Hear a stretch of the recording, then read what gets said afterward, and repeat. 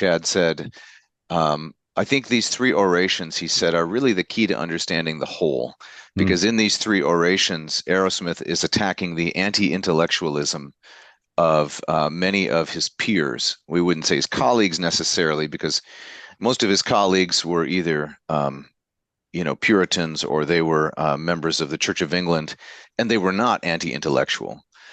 But there was quite a bit of anti-intellectualism rampant in England. And so Arrowsmith came to the conclusion that this is a serious threat to the health of the church.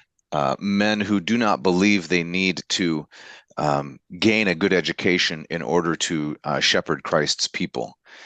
Men who are tempted to a kind of fanaticism or enthusiasm along the lines of the Holy Spirit will, without any ordinary human effort, provide me everything I need to lead God's people.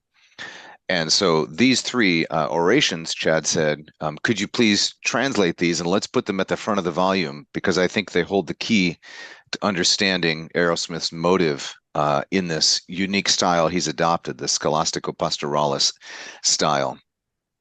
So if I can read from a little bit of the translation, this is actually from the introduction, page 34. Dr. Van Dixhorn writes, Wesleyanism had much in common with other forms of enthusiasm, and once Orthodox theologians caught wind of the movement, Wesleyanism was promptly added to lists of modern heresies, often for dramatic effect, and rarely as a result of careful analysis.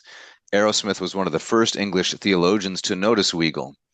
George Gillespie may have been the very first in the Atlantic Isles, mentioning in 1649 the wild fancy of the Wesleyians. It comes out to this. In the same year that plans for holy war came off the press, Edward Reynolds printed a sermon that railed against the Wesleyans as those errorists, quote, who tell us that there is no knowledge of Christ in any universities, that all schools and academies are enemies unto Christ, and all their learning meri corruptili, that is, mere corruptions. And they shut all learning out of the church, and they shut all learned men out of heaven. So, in other words, Arrowsmith writes these three orations, which he apparently delivered at Cambridge, and he says, an anti-intellectual spirit is an anti-Christian spirit.